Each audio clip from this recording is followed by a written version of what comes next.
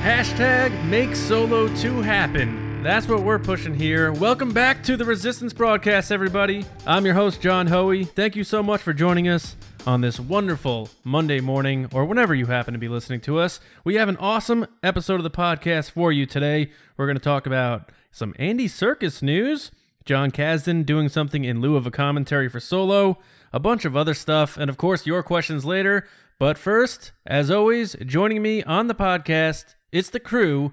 It's James Bainey and Lacey Gillerin. What's going on, guys? You guys get one of those PS1 mini things? You know what I'm talking about? No. The like gaming. The PlayStation Classic? No as in you don't know what I'm talking about, or no as in like you're not getting one? Kind of both.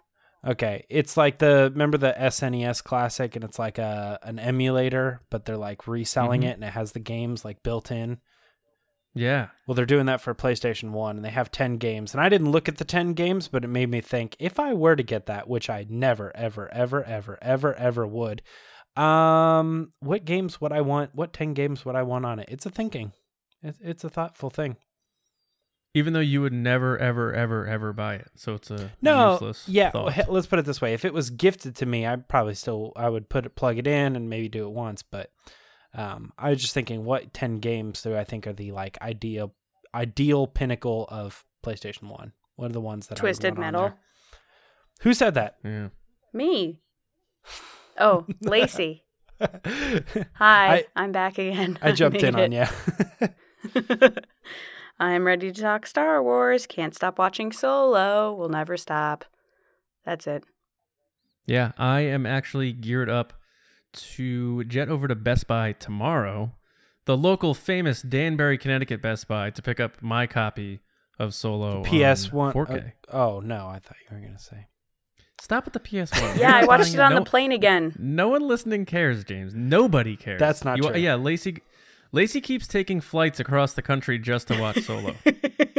I did. I took a flight right to New Orleans just She's seen to it watch more Solo. times than she saw it in theater. Actually, no joke. I'm now even with the amount of times I've seen it in a theater. She's seen it more times on an airplane, or exactly the same amount of times as on an airplane as she did in theater. I did. Well, guys, you know what we haven't seen yet? The poll results? Do you know what we haven't seen yet? We haven't seen Rey's new lightsaber for episode 9, guys. I was close. Speaking of that, we asked you guys out there, will we see Rey's new lightsaber, blade, hilt, the whole shebang, in a trailer or marketing before episode 9 hits theaters? Mainly a trailer, though, is what we're asking you here. And you guys are pretty confident, with 69% of you saying yes, we will see it, and 31% of you saying no. So very interesting, the fact that over 2/3 of our fans out there think we're going to see that lightsaber before the movie comes out. Does that make sense to you guys? Yeah, I think so. I mean, we talked about it last week. We gave our takes on that it. 31% must feel bad that they're so wrong. Yeah, I think that most people assume that it's going to be in some sort of trailer somewhere along the lines, because I just think you can't market the movie without having the main character light up that lightsaber, potentially being a new color and something interesting that's going to cause people to go, oh, how did she get that? Or whatever, which is just going to get people into the theaters. The trailers will bring on more questions that people will be like, I don't really care about that other stuff, but I kind of want to know where she got that other lightsaber or whatever, Mm-hmm. It has to bring on new questions that are going to cause people who maybe aren't sold on going to now being sold on going, much kind of like the it's time for the Jedi to end thing. Mm-hmm. Like, even if you didn't like Force Awakens, you're like, man, now I kind of want to know why Luke Skywalker wants the Jedi to end. I'm just picturing Lacey right now going out at like 4 a.m. on Black Friday to go get the Force Effects Rey magenta lightsaber or whatever color I it's going hope to it's be. a saber staff, and I hope it is, 2 pieces that screw together or something like super cool, so she can use it as 2 Lacey, lightsabers or 1 saber staff. As our resident professional Force Effects lightsaber owner, only because I own 2. Yeah, you have two. I have one. James has none. He has that crappy one that like unfolds. Which one do you have? I have the Vader one. Oh, right. And you want Luke's. Yeah. So I want to ask you, have they ever made Mauls? So like a double-ended Force effects? I don't think so. I think because the box would be too big. I don't think they've made it. Someone's going to correct But if me. they screw Someone is going to together, correct like me you're after saying, this. maybe. And I'm going to go Google it, but I don't think they have. I think they've made either the way, ones that extend, but not the Force effects one. Whatever they come out for Rey's lightsaber, that thing is going to sell, and they're going to want to release it early so that people get it in time for before the movie comes out for the holidays and stuff. So Are you kidding? They took Luke's and just put Rey on the box, and that sold like hotcakes. I know, right? Yeah. They did make the blade removable, which was different, I think, than the Luke version. Oh, they did? So you could display the hilt, put the blade in, and then Oh, that's cool. Yeah, no, I have the Luke one. That's still really cool. Anyway, we did have a best comment, and it was by Leia Solo. So she took his name in this version by at Leia Solo 67, but you couldn't get the handle, so you take Leia Solo, and you couldn't even be at Leia Solo. She wasn't the first person to think that. No, there were 66 others, just like the Order 66, and she said yes because marketing. I hear that. And she posted it with it looked like a Disney looking animation of Rey in a pretty cool outfit holding a double bladed blue lightsaber. So there you go, Lacey. I mean, they did split it in half in Last Jedi, so like I could see that's the next step. We've had this conversation before. Yeah. If you guys haven't checked back a few episodes ago, we talked about the whole theory and speculation of ours on the future of Rey and that lightsaber and the Skywalker Kyber crystal. So go check it out. But that is it for the polls. It is time to give our take on the news in the Resistance Report. James Baney, let's get it going, man. It's the Resistance. In West Philadelphia, where I was not born and raised, the Keystone Comic Con. Yes, where I was born and raised. Oh, they said waised. Why would I say waised? Do you know the song? Wait, start over. Dun dun dun dun dun dun dun dun dun dun dun. Dun, dun, dun, dun, dun. Okay, are you going to start? Dun, dun, dun, dun. In West Philadelphia, where I was not born and raised, the Keystone Comic Con is where I spent none of my days because I haven't been there, and neither has Andy Serkis. You're speaking like you're a beat poet in like a cafe somewhere with a beret on. Do you want to hear the news? Yeah, go ahead. Yes. Well, that's the story. Andy Serkis did not go to the Keystone Comic Con that he was supposed to be at, and it is just now kind of coming out that people are starting to notice, wait a second, hold on, he was supposed to be there, and then all of a sudden, out of nowhere, he says, I can't be there anymore. And since we recently had the same scenario happen with Jonas and Chewbacca, and going back for episode 9, this immediately started throwing up flares with Star Wars fans saying, maybe this is the same scenario with Andy Serkis. Maybe Snooki is coming back. I mean, Snoke in episode 9. So what do you guys think? Do you think that that's actually a legitimate possibility? Yeah, I think so. I mean, this was definitely, from what I've heard, a last-minute conflict or cancellation, which, you know, being in the con business, that happens a lot. But being a part of Rose City Comic Con where Jonas did cancel last minute and then now this is happening, it's just very like, as a Star Wars fan, you're like, okay, wait a second. If they're calling people out last minute and they announced Lando so late and he's pulling out randomly, but then he was planning to go, I mean, a lot of these people don't just flippantly cancel these things because there's usually a lot of money on the line. That's what people don't realize. All these celebrities have a lot of money on the line when they go to these events, in the sense of they could potentially, and I'm not saying Andy, but sometimes celebrities go to these events and they're leaving $50,000 to $80,000 on the floor, in the sense of that's their guarantee to make it these events. So for someone like that to walk away from a good amount of money, something must have come up. And the only thing I can think of that would come up would be Star Wars, because John and I did a little Googling and he's not really working on anything right now. And I might be totally wrong, but it's definitely like, what if? To which I don't want him to come back. I hate Snoke. So I don't know how I feel about it. Snoke burn.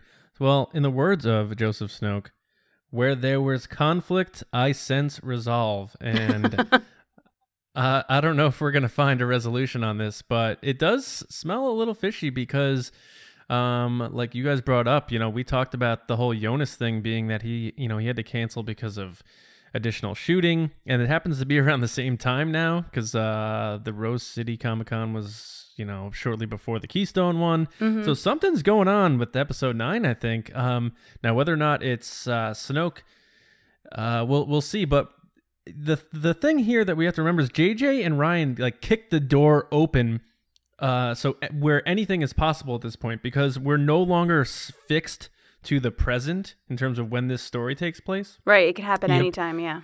Yeah, JJ with the Force vision like we've never seen before in The Force Awakens. You have Rian Johnson with the flashbacks, like full-on flashbacks, like we're taking you back to when this happened with Ben and Luke.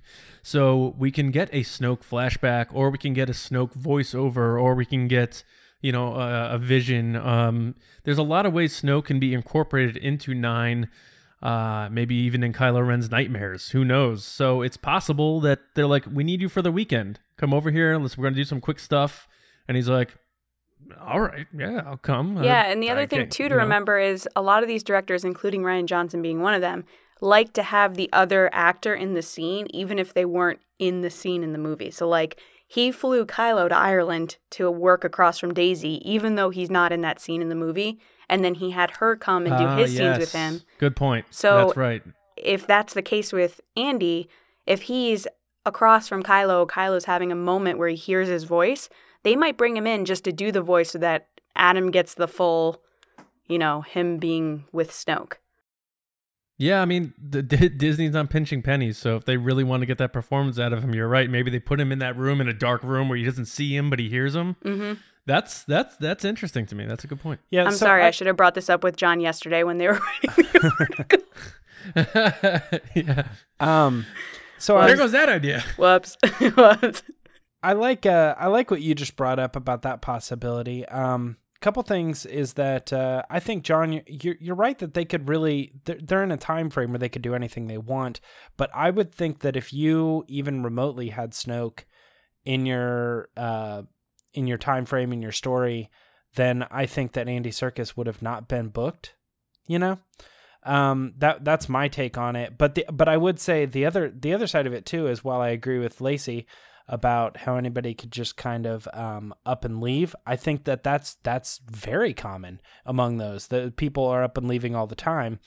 And I think that it's just kind of coincidence that we had something that we actually are kind of in our line of work, we're reporting on that, Jonas leaving, and then all of a sudden this happens, and so we get cute about it, and we're like, oh, is that a coincidence? We just had this other thing. And I think that we're right to take a look at it, but I personally think that it is just a coincidence. And I don't think Snoke's involved in this story, and I don't think that Andy Serkis has anything to do with this.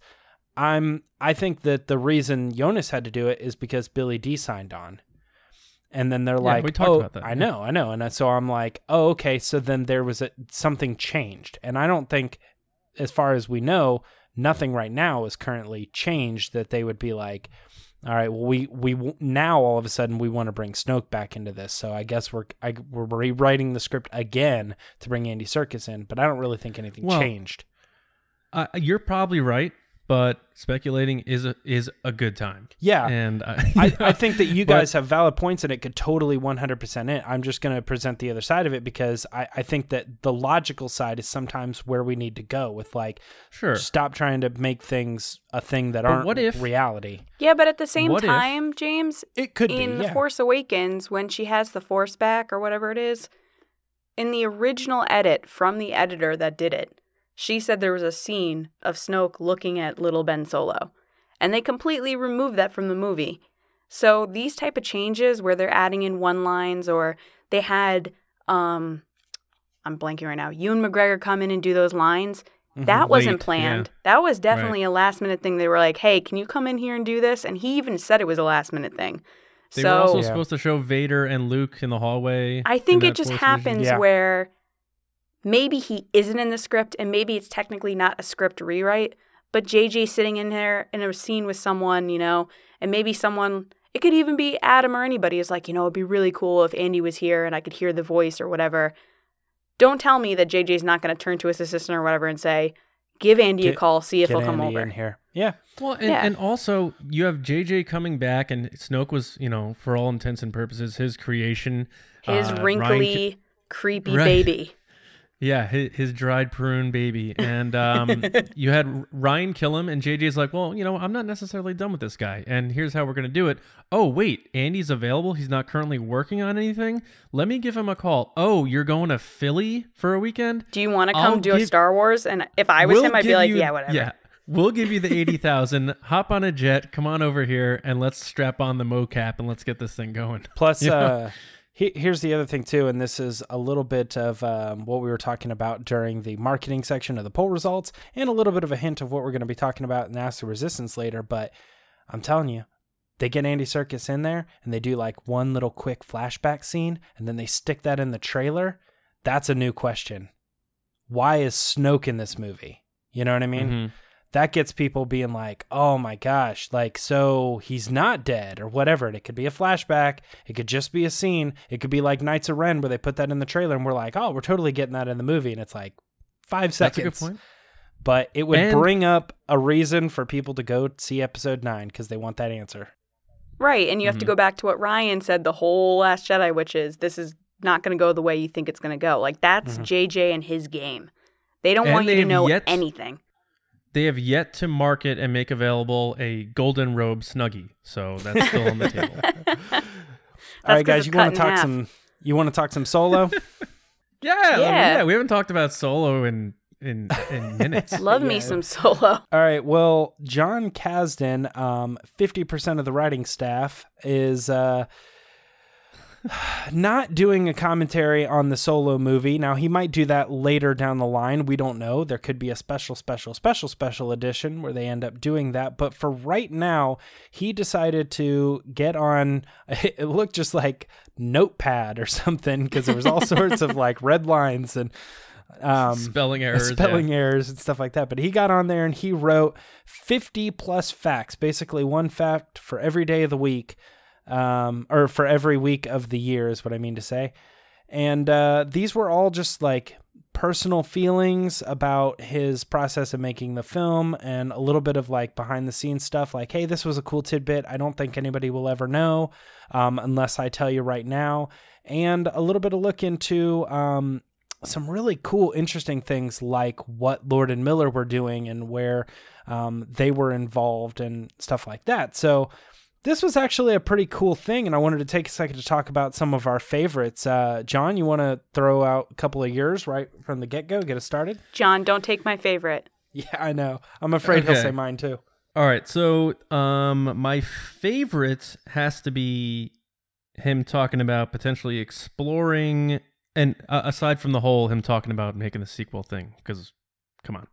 But him talking about potentially exploring another previously played legacy character by Warwick Davis, a.k.a. Wicket, in the future. So it's possible we see Wicket down the line in another Star Wars entry. But one I have to bring up that really, like I don't know, it blew my mind a little bit. Donald Glover, Bob Iger, and Alan Horn were watching his screen tests. Mm-hmm. So that was a little concerning to me, but not surprising. Wait, who's screen? You're saying Donald Glover's screen tests? Yeah. When he tried out for Iger and Alan Horn were so Bob Iger is way more involved than I even imagined. Where he's at the point where not overlooking or checking in, like how's this movie doing, where we're at with this, or maybe he just wanted to meet Childish Gambino. Yeah, my kids love him. I don't know if he was sitting in while he was doing his audition or if he was literally just watching a recorded version of his screen test. But I kind of took that as like, you got to see this, Bob. You got to see this kind of thing. Like, we brought in this dude. You've seen him before in these things and these things. Check this out. And he's just like blown away. And, that's a good memory he has or something. I'm beginning to think Bob Iger is way more involved in some of this stuff than we originally thought. Of course he is. And then Alan Horn, too. So very interesting. And then, of course, Kasdan saying that Glover needs to play Lando again, and it's without question. It has to happen. So that was another favorite part of mine. And I'll let you guys give yours, and maybe we could bounce a few more off each other. Can I tell a fun story about Bob Iger? I don't know if I've ever said this, so this might be a little tidbit about Bob Iger. So in 2015, right before the Force Awakens came out, I was working for Celebration, and we were working the event. And at night, I had to drop off a USB stick of photos for the end of the show slideshow that they do every day. So at night, they do these tech checks, which is pretty normal for any show. You kind of do it off hours. No one's around. They can test sound and stuff. But one of the things was they told me I'm not allowed in the room. So I had to try to find the AV guy to bring the stuff to them. So my photographer at the time was coming to meet me to bring the photo USB stick. And he went in to the stadium when he wasn't supposed to. And Bob Iger was in there with a bunch of people, and they were talking about The Force Awakens. And my photographer goes in there, and he walks in, and he hears what they're talking about. And Bob Iger turns around, and he's like, "Excuse me, can I help you?" And the photographer's like, "Oh, sorry, I'm just, handing off the USB stick to this guy." And he goes, "Okay, that's fine." He's like, "But how much did you just hear?" And this guy was like, "Everything." And Bob Iger made him sign a non-compete. Immediately. They were talking about the entire movie of The Force Awakens, including the fact that Han died. And so they had him sign all this paperwork, and he comes out of the stadium, and I see him, and I'm like, "Oh, man, I told you not to go in there. What happened?" And he goes, nothing happened." And I was just like, "Oh, okay." I was like, "Is everything good?" He's like, "Yeah, I dropped it off. It's all good." I was like, "All right. So no one was in there?" He's like, "No, they're in there. They're just doing some stuff." And I was like, "Okay." And then that was it. Months go by. Force Awakens comes out. We all love it. About February after Force Awakens comes out, I'm chatting with the same photographer. And he was like, "By the way, did I ever tell you what happened?" And I was like, "No." And he tells me the whole story. And he's like, "Yeah, I found out Han Solo died, so I had to sign a non-compete." He's like, "I was so scared. I haven't told anyone." I couldn't even imagine kind of walking into a room, and I don't know if he recognized those people or not, but even if he didn't, it would be like, yeah, and then a huge spoiler for a movie that you're looking forward to, and you're like, "Oh my God, and I was talking to some of the staff of Celebration, and I told them what had happened. I was like, "I can't believe that." And they were like, "Oh yeah, we heard about that." And I was like, "How am I the only person that didn't hear about this?" I'd be nervous if I got if just a random security guard named Joe was like, "Get out of here." But he got pinpointed out by the most powerful person in entertainment. He literally, Iger. I don't even know what it was. He made it sound like Bob had a non-compete in his back pocket. Like he was like, "Here you go, sign your life away. Here you go." Yeah. Yeah. Bob must have had lunch that day because he could have bitten that kid's head off. But Lacey, I think you've told us this story. I don't know if it was on an episode though. I think it was off air, but it's still kind of funny because we're talking about how Bob Iger's involved. I think he's way more involved than people think he is, and he's smart and he knows what he's doing. And if anybody thinks that he doesn't understand where these stories are going, that's not true. Well, there's a lot of rumblings that I heard from people that Kathleen wanted Ryan back for 9, and Bob's like, no, and he pushed for JJ to come back. I think Bob was looking at it from a marketing perspective, not from a he doesn't like Ryan perspective. Oh, no. Right. Yeah, I agree with that. Very cool story. But the 50 facts, you never gave your favorite Jon Kasdan stuff. Yeah. So my fact that I loved, which is funny because when I read this, I was like, I knew it. Because we talked about this right after we saw Solo, which was him faking the thermal detonator. And I was like, oh my God, that's just like Return of the Jedi where Leia does it. And for Jon Kasdan to say that, of course he told Leia about Kira. Of course he told her all these things. And then he told her the thermal detonator story. And that's where it came from. Is such like a behind the scenes, like, you're like, yes, I knew it. And then also I loved that he was like, yeah, of course he told Leia about Kira. Because I feel like when Solo first came out, everyone was like, well, what about Leia? And I was like, you can't tell me a guy like Han Solo hasn't had loves before Leia. Just because she's the last one doesn't mean there weren't ones before that. And also, Leia it makes was him more 10 human during the events of Solo. Leia was like around 10 years old during the events of Solo, so a small tidbit, but yeah. yeah, no, I just think it makes him more human, more relatable that there's been loves before Leia, and Absolutely. that's where he gets some of his swagger for when he meets Leia, because he's not that, standoffish as he is when we meet him. That's a good point. But yeah, that was my favorite one. The thermal, the rock. That's just a rock you just clicked with your mouth. For me, I liked all the stuff that was the possibilities, where they said, we almost shot this, and there was a number of those, and not all of them were my favorite, but I think one that I kind of agree with John, I think could have been interesting, is that for a long while, Emphas Nest's second in command was supposed to be Bosk. And I think there was a fact earlier that he said, and this all goes into the character of Han Solo, who's the coolest character in all of Star Wars, except for Bosk. And he just kind of casually mentions that, then later brings up how he was trying to write him into the script of how this character was supposed to be in Solo. We really wanted him there, but he never showed up, unfortunately. You know what, though? What would stop them from allowing him to do that if they aren't planning on doing some kind of bounty hunter thing that does involve Bosk in a future movie or something? Honestly, that's true. I hear what you're saying, but I think the reason is because James always does this. I hear what you're saying. I agree with you, but you're wrong. But it's because I didn't exactly picture it as like, oh, they must have had plans for Bosk, but I just read his thing and he said that the character was supposed to be someone who was after fame and fortune and was working for Emphas Nest for a little while, but then left. And I just felt like if you even started to play into that story, then it just took away from the main story. And so they wanted someone without scales. I get it. I imagine somebody would just come along and say, I know you keep wanting to give this guy some screen time and a little bit of backstory and stuff, but it's just not working. The best we can do is Dr. Eviston and Ponda Baba.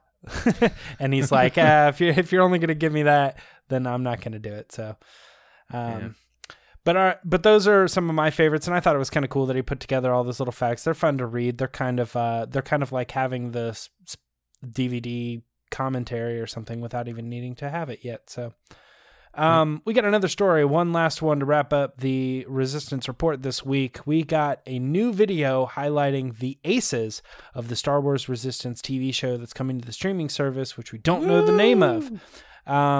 But we got 6. No, it's not coming to the streaming service.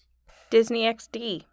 Yeah. Oh, it is coming to Disney XD. You're right, but I'd imagine it would eventually be on the streaming service, right? You think? Yeah, it's partially right.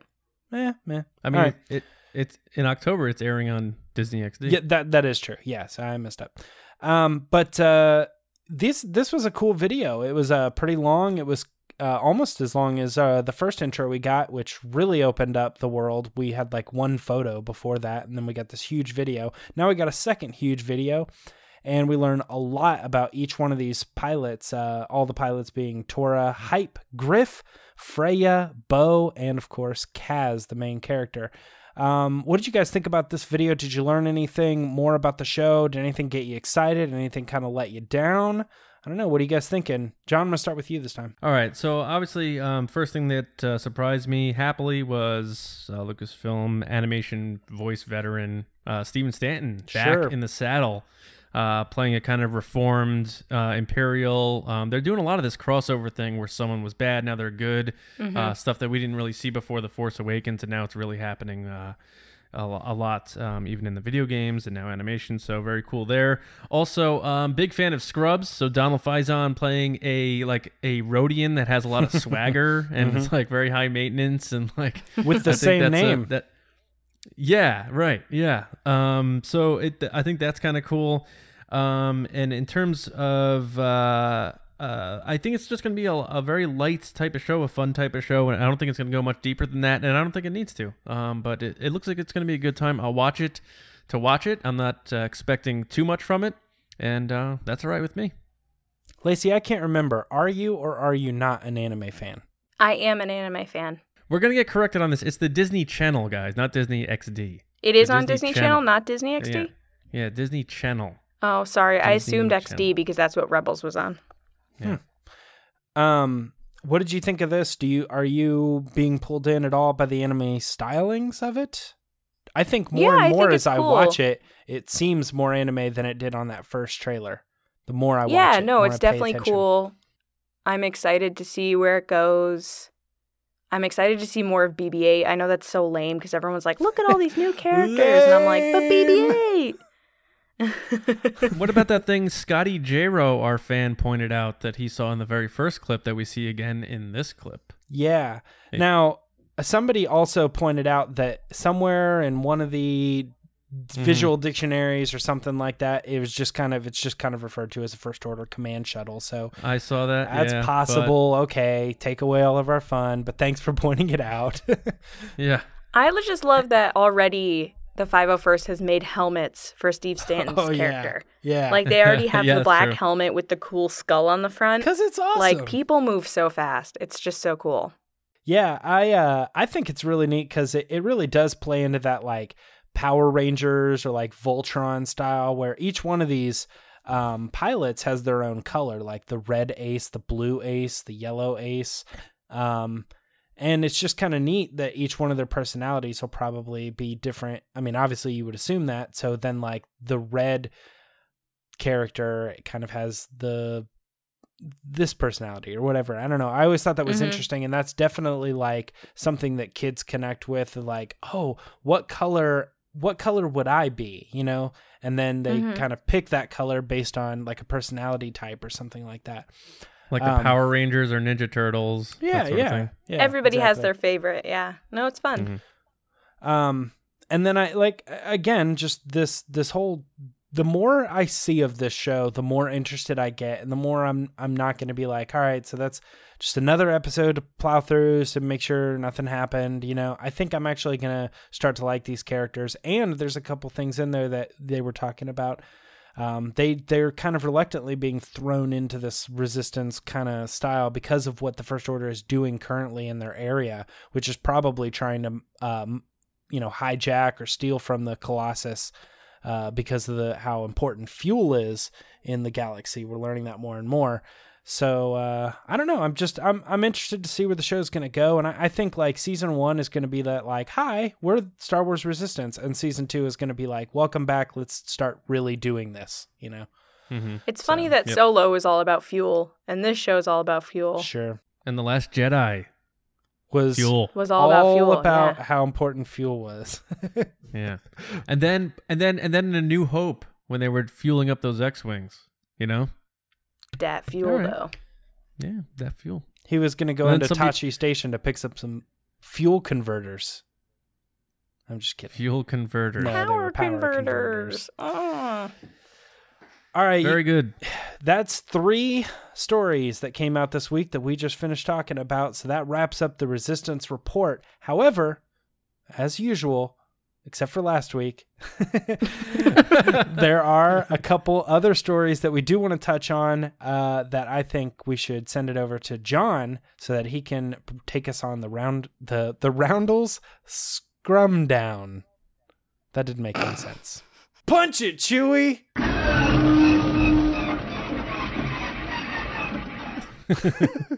Yeah, James, last week there were some Minox chewing on the wires, so we couldn't punch it. But this week, we are going to punch it!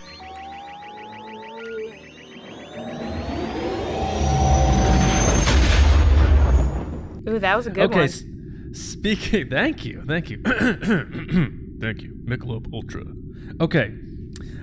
Speaking of Resistance, the first 4 Resistance episode titles have been revealed, and according to a German site, Jedi Bibliotech, the titles are as follows. Episode 1 is called The Recruit, which is going to premiere on October 7th in the U.S. on the Disney Channel, and then later on, they are going to be showed on Disney XD. The second episode is called The Triple Dark.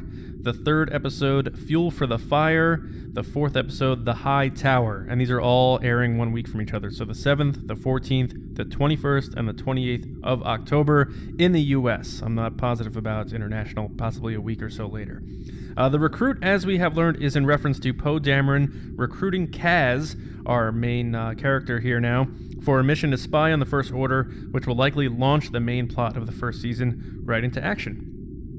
Also, Solo is out on 4K and Blu-ray tomorrow. If you practiced your Jedi patience and didn't buckle to buy it on digital, good for you, as the physical copy also comes with a free download of the digital version of the movie. So cheers to you and me and everyone else who waited for that physical version. Woo! And, of course, Lacey was like, I don't care. I was on an airplane watching it like I 5 was. or 6 times. And I'm going to watch it again on the way home. There you go. All right, and our last story in the rundown, Marvel's coming out with the Age of Star Wars one-shot comic series spanning all 3 saga eras. Our own Grant Davis gets into specifics on this here, saying the Age of Star Wars series will be released twice monthly with 8 issues per era, focusing on one hero and one villain from each specific trilogy. The Maxi series will begin in December 2018 and will end in November 2019, just in time for Star Wars Episode 9. To get more specific, Age of Republic will be released from December 2018 to March 2019, Age of Rebellion from April 2019 to July 2019, and the final one, Age of Resistance, August 2019 to November 2019. It better be Rey and Kylo. I swear, Marvel. I don't know if that's good for marketing, you know? Rey and Kylo, like no one is interested in that story. The average fan doesn't know those characters. Only 5% of fans have heard of those characters. Yeah. All right, so guys, for more on that story and all of the articles on all of our news stories today, head to StarWarsNewsNet.com. That is the Scoundrels Rundown for this week, so let's see what Lacey has in store for us in Ask the Resistance from your questions. Chewie, get us out of here, pal. All right, guys, it's time for hashtag Ask the Resistance. You've got questions, we've got answers. Hopefully good ones. Woo! So let's get started. Oh my gosh, this first name. Arturito the Jedi Bianconero at a Grey Jedi. You could have just said at a Grey Jedi. Okay, this one's going to be for all of us. Who would win in a 1v1 duel if each in their peak fighting condition? Maul or Luke? Now, we're not talking the actors, we're talking the actual characters. John. Ray Park versus Mark Hamill. Because that's a different answer for me. Yeah, Mark Hamill would probably just try to like throw hot coffee on his face or something, you know? I'm going to say Luke Skywalker because if Kenobi could beat Maul twice, I'd have to imagine Luke at his peak with all his new powers and stuff because it didn't just say limited to just lightsabers. With all his powers and stuff, he could probably beat Maul's ass too. So I got to go with Luke. James? That was my answer as well, and it all depended on Maul was beat by Kenobi. Kenobi was beat by Vader. Vader beat Luke, but Luke ultimately beat Vader, and this was in their prime condition. So you got to think that if your prime is like your 20s, early 20s, that's when Darth Maul was in it. Yeah, I think mid-30s, I would say. Yeah, but 40s, I think like 40s are the new 30s. Darth Maul. I hope so. Darth Maul was probably around that age in Phantom Menace. We know Ray Park was, so you got to think that was probably his absolute prime at peak physical condition. So I said Luke as well. I think Luke would win. I would say Luke as well. I think this is a pretty easy one, guys. Ooh. Although, James, I was like trying to follow you, and all I heard was like I got all this anxiety from like high school math where it's like y equals x, and then x equals b, and then b equals c. So what does x equal? And you're like, oh God. Honestly, But that yeah, comes from the Pythagorean Sith theory. that comes from Dragon Ball with power levels and people saying like, well, Vegeta beat this person, so he would be stronger than him. Sorry. Is it fair that you make fun of me when I'm also making fun of myself? Your answer was over 9,000, James. Yes. That's Maul's power level. Over 9,000. Okay. So the next question is from Shannon Smith at Shannon Nick Smith. And this is, if we get Obi-Wan, Vader in Episode 9 as Force Ghosts, should it be Hayden and Ewan or pull a Rogue One? Example, what they did to bring Tarkin back. I think it's going to have to be Hayden and Ewan because they used Hayden in the new versions and then Ewan's around and he looks like Obi-Wan right now, so it'd be kind of a failure if they didn't. Plus they're the newer movies, so yeah, I think Hayden and Ewan. I think that's pretty easy to answer. What do you guys think? Is that a good answer? That's a pretty good answer. Nah. You don't think they would use the new people? I think they would do a CGI Force Ghost for Alec Guinness to keep the continuity going because he looked like Alec Guinness the last time they saw him. Or they could just take Ewan and make him look a little older. Yeah, they could do that. Yeah. I was thinking they were going to use Ewan for the voice part of it and age a little bit and try to do a blend, almost like they blended his line in The Force Awakens with Rey and then these are your first steps. So I was just kidding by saying no, though. I was just busting your chops. James? Yeah, I definitely think you're right on Hayden. At least he would definitely be back, because that fits with Special Edition. The tricky one is Ewan, and I think you're probably right. They would probably try to bring him back just because. I think if they brought back the CG and they Tupac'd him, then I think that fans would maybe think it was kind of cool, but they would feel like it was like a wasted opportunity. You know, they would be. He'll show up in Episode 9 to be like, "Hey guys, see you in 2020 at my movie," and it'll go did it, and then it will fade out and it'll go din. That's called a plug. Directed by J.J. Abrams. And then at the end he'll be like, "Thank you so much for watching this movie. Please like, comment, and subscribe." So wait a minute, you guys, yeah. So you guys are saying young Obi-Wan will show up, like Ewan McGregor? I think aged Ewan McGregor. Yeah, he looks older right now. So he shows up and Luke's just like, "Who the hell are you? You're not my aged. Obi-Wan." Like a fine wine. Aged. Fine. Okay, next question is from Andrew at Mr. Tumba Rumba. Ooh. That's a fun handle. That is. Andrew Tumba Rumba.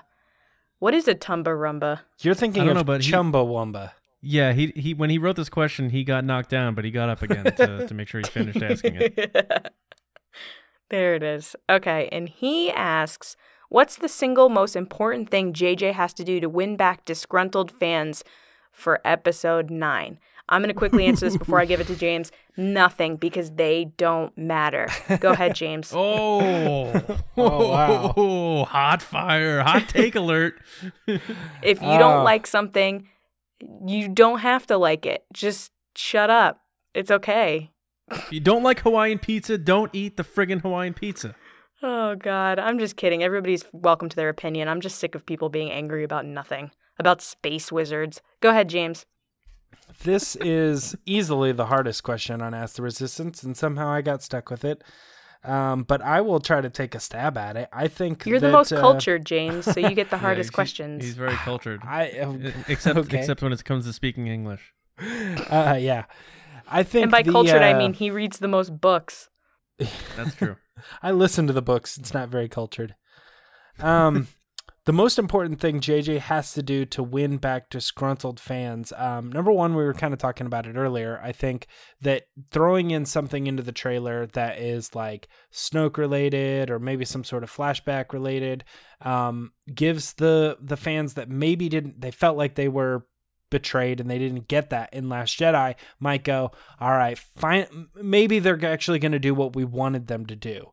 I think that's probably the number one thing, is try to convince people that the answers they didn't get in Last Jedi are going to be answered in Episode 9. The only one that's tricky to me is the race parentage thing, because they answered it in Force Awakens and people didn't like it. They answered it in Last Jedi definitively and people still didn't like it. So I don't know what they're going to do with that one. I feel like it has, I mean, unless they say, I know who your parents are and they're still alive in the trailer, then okay, then you're going to get those fans back, I guess. What if Obi-Wan's in the trailer? Yeah. Or you at least hear him talk.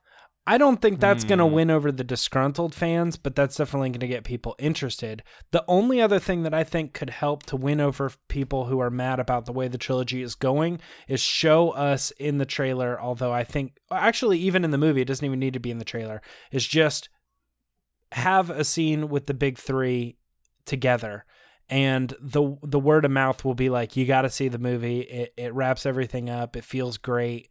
Like, you may or may not like it, but there's stuff in it you gotta see. You have to see it on the big screen, and so they may actually go in and pay to see another Star Wars movie after they felt so betrayed. James, or so John's answering this now. I'm just kidding. The screen goes dark at Celebration, and it just says Rian Johnson's puppy died, and they're like, "Yeah, that'll show him." All right, we're back. All right. Oh, shut up, Lacey. You're trying to kill Chewbacca every second you get. He's the puppy of Star Wars. He's the already puppy dead. of Star Wars. I don't know why you're saying I'm trying to. You are the worst. He's already dead. That's why they didn't have him at Rose City. Did you walk into a back room with Bob Iger? Do you know something? Yeah, exactly. No. Bob Iger's my wearing a gosh, Wookiee coat. I get a call after this recording. It's just Bob being like, I heard you. Stop talking about this. All right.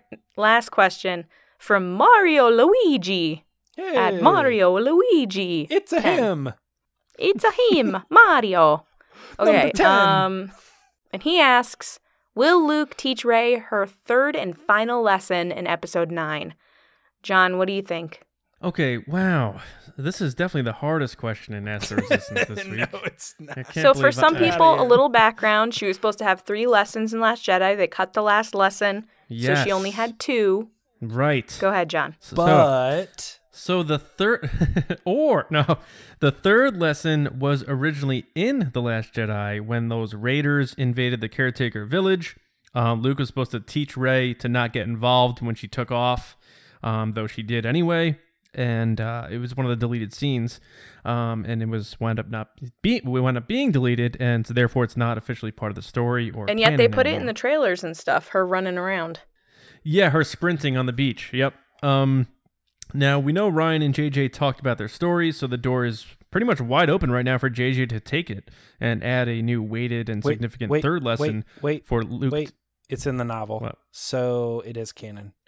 It is included. It is included in the novel, so it is included in the story. It is canon. But I forgot about that. I read this novel. The movie can override that, as we know, because there That's have been true. things But I don't in know the why novels. you would override something. James like that. is like, don't use override. I If you hate can that override, if you can override when Poe and Rey meet, then you can override a lesson from Luke to Rey. So Sure. I think there is an opportunity here for him to give one more lesson to Rey, which would kind of symmetrically balance nicely with Luke going back to Yoda in Return of the Jedi, and Yoda simply saying, you don't need any more training, you just have to face Vader, like that sort of thing. So he may just say, like, look, you have to defeat Kylo Ren. It's hard for me to say because he's my nephew, but he's not my nephew anymore. He's gone. He was destroyed by Kylo Ren. You have to go face him. Something like that. Or he could come up and say, it's okay, Rey. Chewbacca had a wonderful life. Oh. Sometimes you just need to walk away. Lacey, you are the worst. You are the absolute worst. Why are you the way that you are? You're the Toby Flenderson of this podcast. Mario Luigi, I believe that there will be a lesson, whether it's the third or fourth or fifth one. He's going to give her some sort of lesson here, and I think it's going to be done well by Mr. Abrams and Mr. Terrio. Yaha, Mario. Good job. All right, that's everything for Ask the Resistance. If you want to be on the show, make sure to ask your questions to us with hashtag #AskTheResistance. And if John feels like picking your question, you'll be on the show and I'll get to read it. And we can talk about your handle. And it's super fun. Especially Tumba Rumba. Mr. Tumba Rumba. Rumba Chumba. Bumba. Jimmy Chonga. Samba. All right, anyway, back to you, John. Simba All right. Thank you guys so much for listening. We really appreciate it. Thanks for all those questions. Keep them coming, as Lacey said. Be sure to subscribe to us on iTunes, SoundCloud, and YouTube. Make sure you head to StarWarsNewsNet.com, our website for all of your latest news, editorials, information, and more. Also, again, we are really pushing that hashtag this week based on our episode this past Thursday, why there should be a sequel to Solo. Hashtag make Solo 2 happen. You can go to tpublic.com/user/resistance broadcast and pick up that shirt also on a sticker or mug or whatever you like. Hashtag make Solo 2 happen. Keep pushing that out there because we want to see a sequel to Solo. Okay, you guys can find me, John Hoey, on Twitter at Johnny Hoey, and writing and editing over at StarWarsNewsNet.com. James Bainey, where can people find you, my man? Final Fantasy VII, probably, most likely. Tekken, maybe. Lacey brought up Twisted Metal. That was a good one. This is one of your worst bits ever. I didn't play that game. Crossfire! Crossfire! If that was a PS1 game, it would definitely have to be in the PS1 whatever thing. But anyway, if you want to tell me why it makes sense to buy that thing when it doesn't, you can hit me up at Meyer Chunks on Twitter or on Instagram, whichever one. Comment on one of my photos to talk about something unrelated to it. Perfect. And that's a Dragon Ball reference, just in case you guys aren't aware. Lacey, how about you? People can find me on Twitter at Lacey Gillerin, where I'll be talking about Star Wars, and mostly Star Wars, and pretty much Star Wars. So yeah, see you guys on the interwebs.